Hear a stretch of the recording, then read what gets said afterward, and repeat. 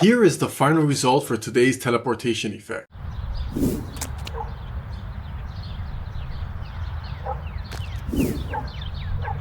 This is one of two versions that I made for this tutorial. So over here, I have my clip here with me coming into the shot, jumping, and then looking around and jumping out. Now, when filming outdoors, you want to look out for rapid changes in lighting, clouds moving around, foliage, shadows, etc. So let's jump into Kdenlive. Over here, I have my clip. I did transcode it because I filmed with a phone and it gave a variable frame rate. To transcode your clips, simply grab your clip, go to the menu bar inside of clip, go down to transcode and find what matches your media. Or you can simply right click on the media and go to transcode to edit friendly format and pick one of these options. So the first thing to do is to identify when our action starts. In this case, it would be when the subject is mid-air. So over here, let's say, I'll press I on the keyboard to mark the end point, and then I'll look for the second jump while being in mid-air here. I'll press O to mark the out, and then Control I to insert the zone into the project bin. And now to get our clean plate. For an effect like this, you do want to have a clean plate. So leave the camera rolling for a little bit just so you have this clean plate. In my case, it starts once I'm out of the frame, so I'll press I on the keyboard and then move forward before I hit the camera. So right around here and press O. Yes, by the end there's a little shake because I hit the camera. I'll press Control I to add it to the project bin. So the clean plate is going to go on track 1, so the bottom track, and the action plate is going to go above it. You might notice that my clean plate does not match the length of my action plate. To fix this, I'll simply copy it, jump to the end here, paste it. I'm going to trim a few frames in the beginning out. Make sure the two clips are touching, double click in the middle to add a transition. I'll increase the duration ever so slightly, and there we have it. Now I'm going to switch to the effects workspace since that's where I'm most comfortable, and let's continue. So from the start of the timeline, I'll hold down Shift, press the right arrow key, so I jump 1 second and I'll move a few frames backwards. I'm leaving this space so there's a bit of breathing room for the effect. The next step is to cut out at least one frame from the action clip. You can cut out several frames depending on the motion of your subject. So I'll go forward 1 frame and I'll make a cut using Shift R. Then I'll jump to the end. I'll move back 1 frame and I'll make another cut. I want this first cut here to last at least 5 frames, so I'll move forward 5 frames. So that's 1, 2, 3, 4, 5, 6. I'll grab the move tool, hold Control, so I move only what's on this track here. And now I'll hold down Control, click on the right end, left click and drag.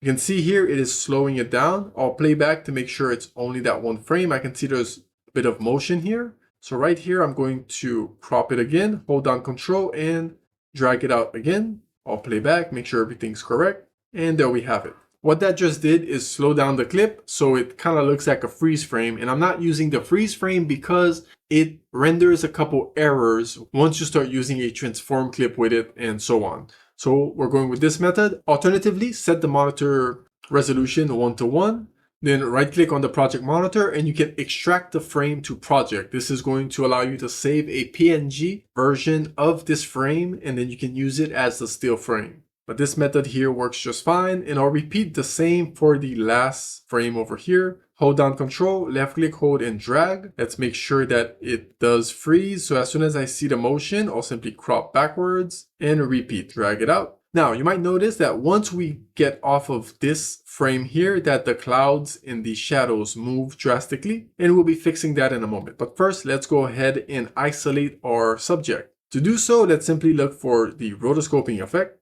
add it to the clip, and we're going to make a rough selection around the subject.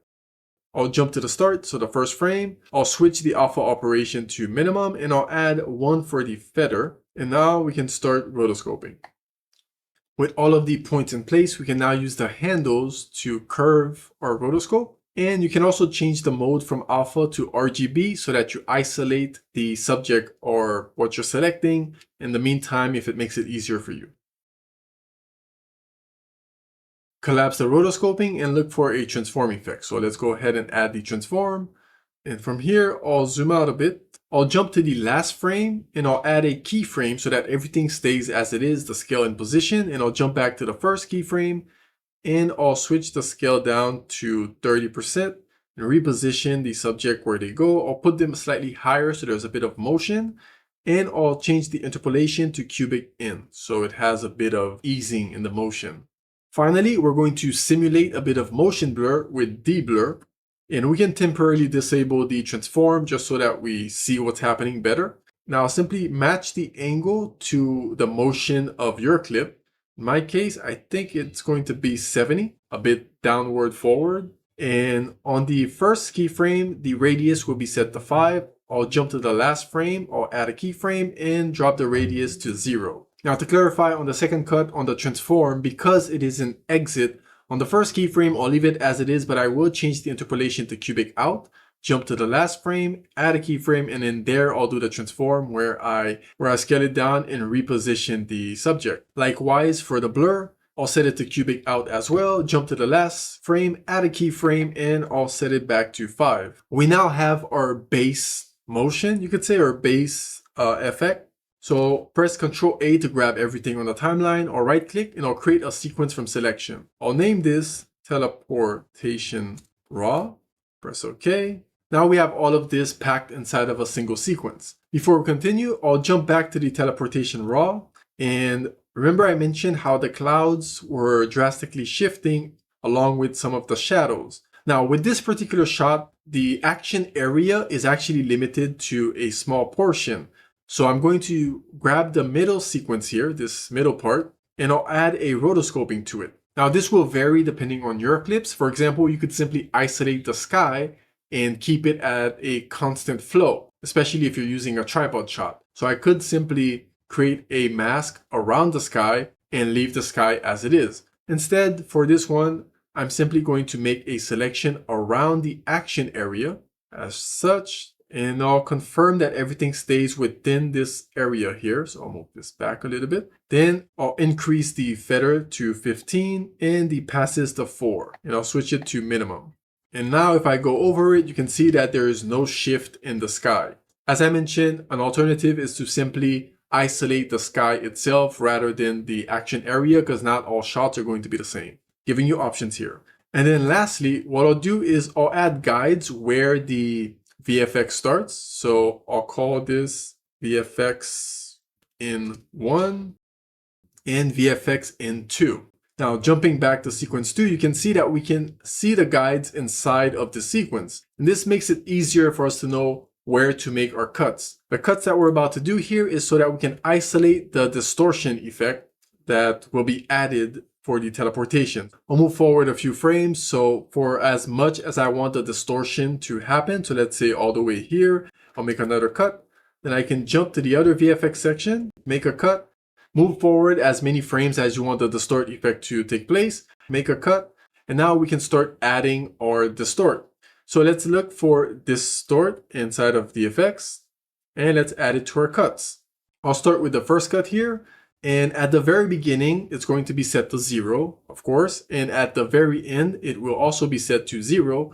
And now in the middle, more or less, when the subject is really coming into the scene, I'll add a keyframe. And now I'll set the amplitude to 30 and the frequency to -100. Play around with it and see how much distortion you want. And if you wanted to isolate the distortion just to the background, then you'd have to rotoscope the subject for even more frames and then apply the distort to just the background. Now you might notice it's distorting our entire image, so the entire frame is distorted. So to isolate it to just the subject, we're going to look for mask and add a mask apply underneath. And at the top, let's add a secondary color correction. You can use different mask options, but I like to use the secondary color correction area selection and switch the operation to add. And there we have it. And lastly, we're going to add a rotoscoping. A normal rotoscoping, place it above the distort, and we can now make a selection where we want the distort to take place. So let's say around here, I'll create my points and round it out a bit. You could use an alpha shapes for this one as well, not an alpha shapes mask, but simply an alpha shape, and place it above the distort.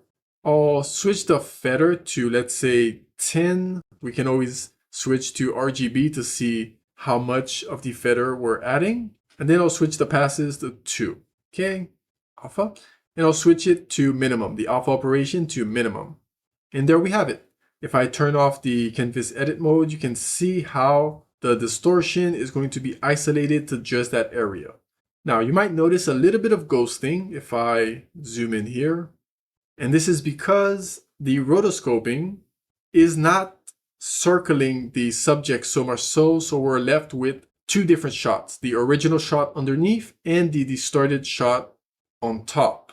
So we can always adjust the position if you want, change the feather. You have different options for this, all depending on what you're going for. We can also reduce the duration of the distort, etc. All right, so once we have this, we can simply Control C to copy the clip, grab our second cut over here, right click and paste effects. Now all we have to do is first grab our rotoscope. So where is it here? Grab the rotoscope and place it over the new area. And then, if necessary, adjust the duration or the development of the distort, if necessary. There we have it. I think I'm gonna move the rotoscope a little bit closer to the disappearing area a little bit. And I just said a little bit twice. All right. Anyways, there we have it. Lastly, I'll grab everything again on the timeline, right click and create a sequence from selection. And I'll call this one Teleport VFX. Press OK. And there we have it. Now, if you're wondering why put this last part inside of a sequence, we can now do our color grading to the entire clip. So the entirety of this. We can also add, let's say, something such as, where is it here? So I just imported a spell hit. You can see we have a spell hit, so we could go back to the VFX one, insert a track above, and add the spell hit if you wanted to, right? You would simply have to add a composite layer to it, switch the composite to composite and transform, switch the blend mode to screen, adjust the position so that it matches when they show up. Right? You have different options. I won't be doing that, but just to show you other things you can do. Now, I won't exactly be showing you how to color grade this because your shot is going to be different than mine. But for the color grade, for example, I filmed this using a Samsung Galaxy A06. So for this, I'm going to grab the LM Creative LUT that I have, drop it on there, and I won't be using the sharpness. Actually, I will use the sharpness all the way at the top. And instead of sharpening, I'm actually going to decrease the sharpening because the A06 has a lot of sharpness that it adds to the camera. And I did film this using the default camera. Then I'll use the curves to lower the intensity of the LUT. If you're wondering where to get LUTs for Kdenlive or any software really, or video editor, let's say better, I have a video on that. I'll put the link down in the description. So we have several LUTs here, several options that we can choose from. As for the camera shake, if you go inside of Kdenlive's effects and you go to download, you can download the presets that I've already created. I have a camera shake light and a camera shake medium, with and without rotation. Now you can always adjust these to your projects, but at least you'll have a sort of already there camera shake preset. So I use that for the camera shake and I put it on the sequence. And for the black bars at the top and bottom, if you go to effects and look for letterbox, you'll find a letterbox effect. Simply apply that to master. And then I change the value from 400 to 200. And there we have it. That's it for the teleportation effect. If you want to learn more about Kdenlive, you can click on this playlist here, and thanks for watching.